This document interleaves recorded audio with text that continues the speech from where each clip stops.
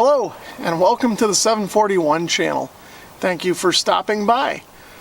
Today we're going to take a look at replacing the front wheel bearing hub assembly on this 2004 Chevy Tahoe. So I'll pull it in the garage and we'll have a look and see what's going on here. Before I start taking things apart, I've got the truck jacked up and I'm going to spin the wheel here so you guys can hear what those wheel bearings sounds like. Hopefully you guys can hear it there. The wheel's kind of dragging and squeaking as I spin it.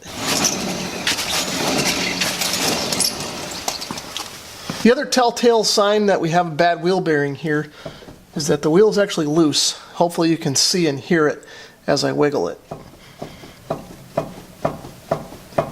Now I've checked all of the front end components, tie rods, ball joints, things like that. Those are all okay. There's no signs of play or wear in any of those. So that leaves just the wheel bearing as the culprit. As you can see, we've got the wheel and tire off. The first thing that I'm going to do is I'm going to squirt some PB Blaster on the bolts that are back here. But what we're taking a look at now is the back of the steering knuckle here.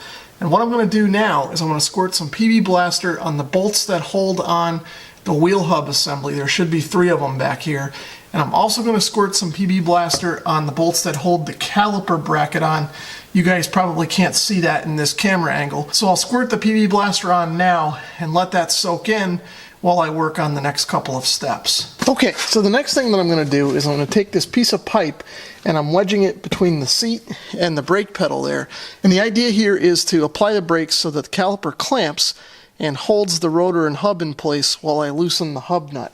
So just to make sure that we're getting good pressure on the brakes, I'm going to use the power seat and slide it forward and make sure the brake is fully applied. So to loosen up the nut here, I'm going to use a 36mm socket on a breaker bar. This just happens to be the size that I have in my toolbox. I think the nut is actually a little bit smaller than the 36mm. You can see it's a 12 pointer, so I got to be careful with it.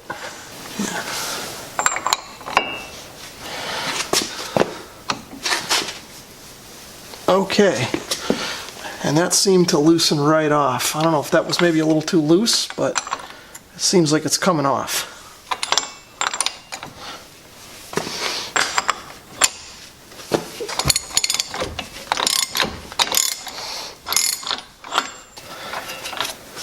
Now that that's out of the way, I'm going to go release the brake. So the next thing I'm going to do is I'm going to use this large set of vice grip pliers that I have, and what I'm going to try and do is get the caliper to slide on the slide pins, and that'll reduce the pressure and friction of the pads that normally kind of drag on the rotor there, and that should allow me to be able to pull the whole caliper assembly off without actually removing the caliper first and then the bracket. Let's see if this works.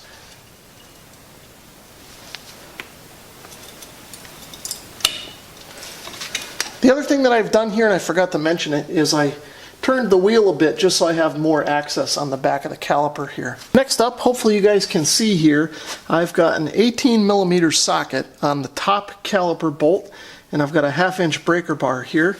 Hopefully we can free it up. Okay, so I think I've got it cracked loose. Now you can see my breaker bar wasn't quite enough. I had to bring in my pipe, the same one that I used to apply the brakes here, for some extra leverage. Now let's try the bottom bolt.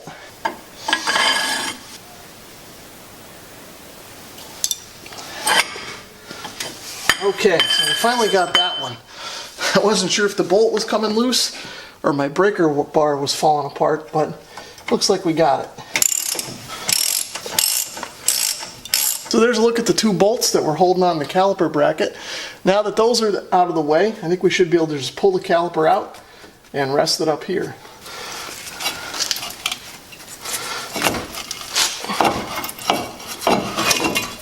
So the caliper's up here resting on top of the knuckle. I should be able to just take the rotor off and set that aside. So next up, while I've got the wheel turned this way, I've got my breaker bar and a 15mm socket on the first hub bolt there. Okay, let's see how much persuasion this is going to take to loosen up. Oh wow, that was actually pretty loose. Didn't require hardly any force at all. 1 down, 2 to go. So I've turned the steering wheel over to the opposite lock here to get access to the bolt closer to the front of the truck. So let's see if this one will loosen up as easy as the other one did. And it did. Hardly any force. I'm kind of surprised. So the last bolt happens to be right up here on top of the knuckle. I'm not sure how much of this you guys can see with this camera angle, but the problem is that the bolt for the upper ball joint is sort of in the way, so I can't get a socket on there. I'm going to have to use a wrench. So the first thing I'll do is try and loosen it without any extensions here, just to see if I get lucky. And amazingly enough, I got that loose. This is going to be a bit of a slow process here.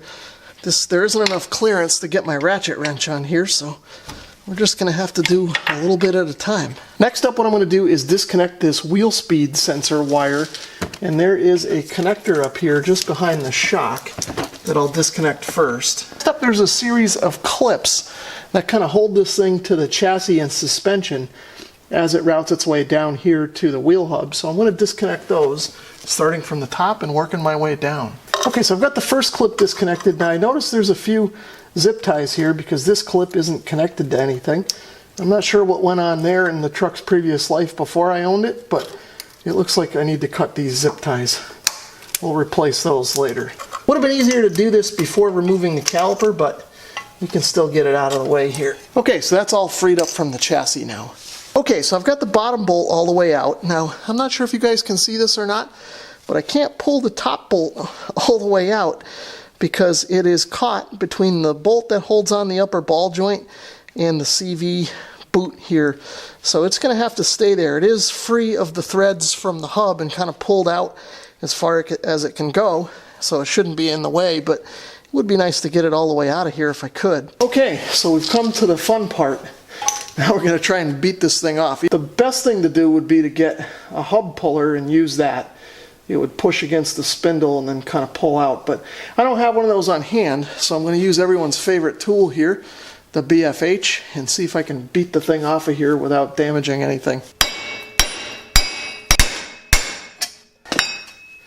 Okay, I think I finally got it here. And there, we've got it off. So here's a look at the spindle and the steering knuckle with everything out of the way. You can see there's some loose rust and stuff in here that I'm going to need to clean off before we start reassembly.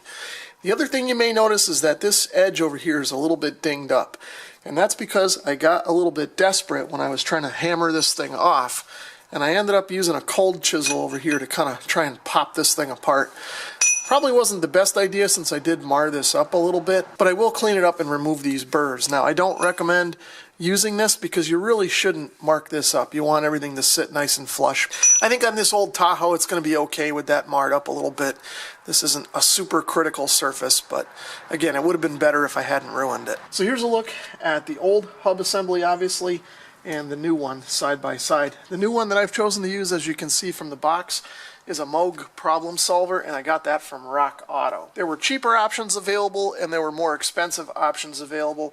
This seemed like a decent middle of the road option, so that's what I went with. But anyway, as you can see, they should be pretty much the same thing. And now that I get this thing out in the light, you can see the old one here. There's sort of a bearing seal cover here that's got some rust and rot holes in it, so that's probably part of the problem. You can see it was also separating a little bit from that, but it could be because I was beating on it trying to get it off too. So we'll get the wheel sensor wire kind of unwrapped and out of the way here a bit, and you can see that I should be able to spin this pretty freely, and it's nice and smooth and doesn't make any noise when I spin it. This one, on the other hand, when I spin it, you can kind of hear it rattle around, and it is a little bit wobbly, so it's definitely shot. Okay, so here's a look at the stud side of each one. They look pretty much the same, some slight variations here and there.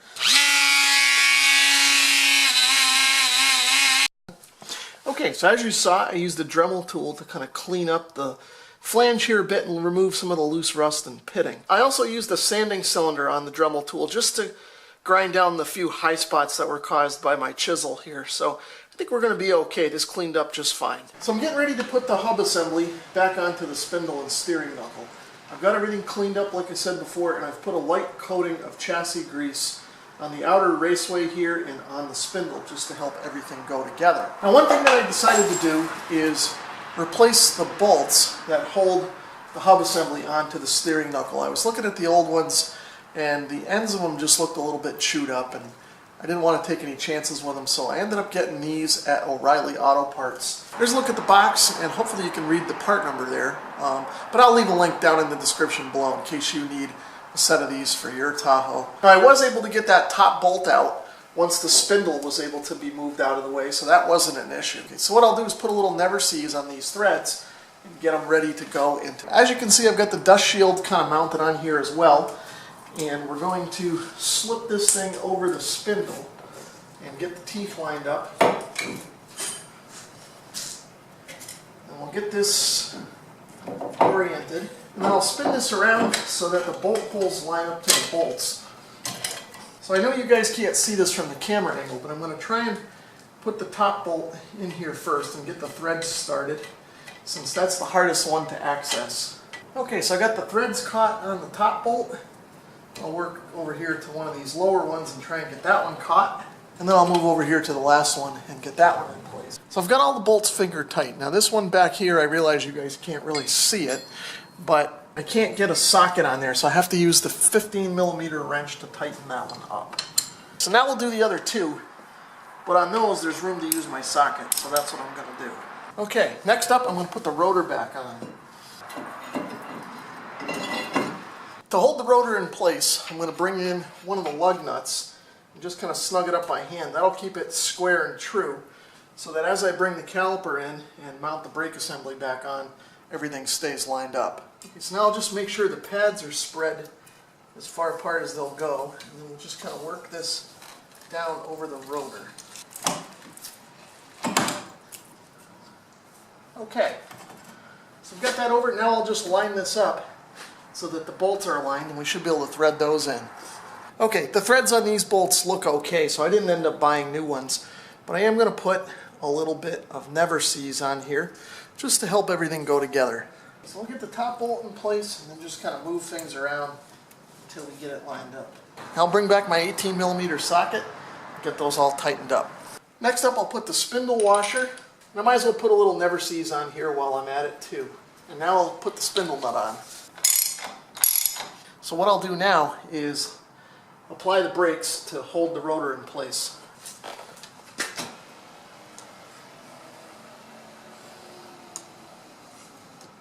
Now I should be able to finish tightening this thing up. So I do happen to have a torque wrench on hand that goes up to a pretty high value.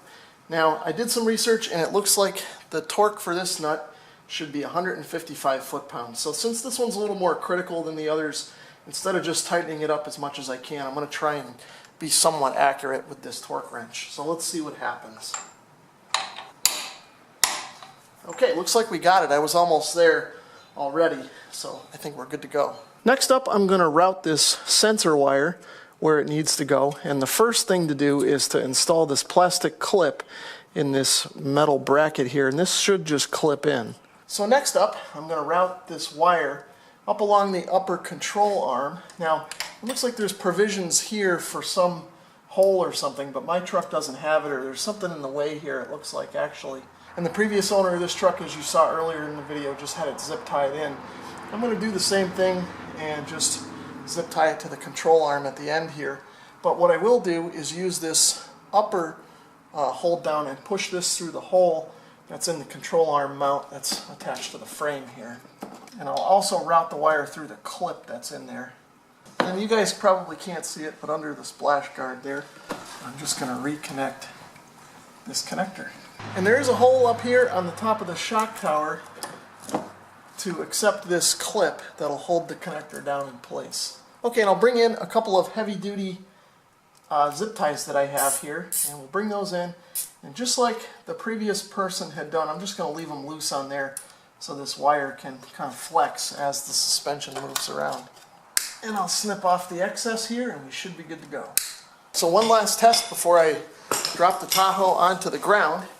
I'm going to spin this, and you guys can hear that there's no more squeaking and grinding.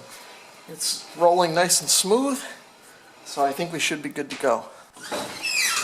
That's pretty much going to wrap things up for replacing the wheel bearing on my 2004 Chevy Tahoe. If you want to learn more about the Moog wheel bearing that I ordered, Please check the video description for a link to the product page. If you enjoyed this video, please give it a thumbs up. And if you'd like to leave a comment or subscribe, feel free to do that as well. And if you'd like to support my channel in another way, please consider visiting my Amazon store, which you'll find linked in the description below. Thanks for watching.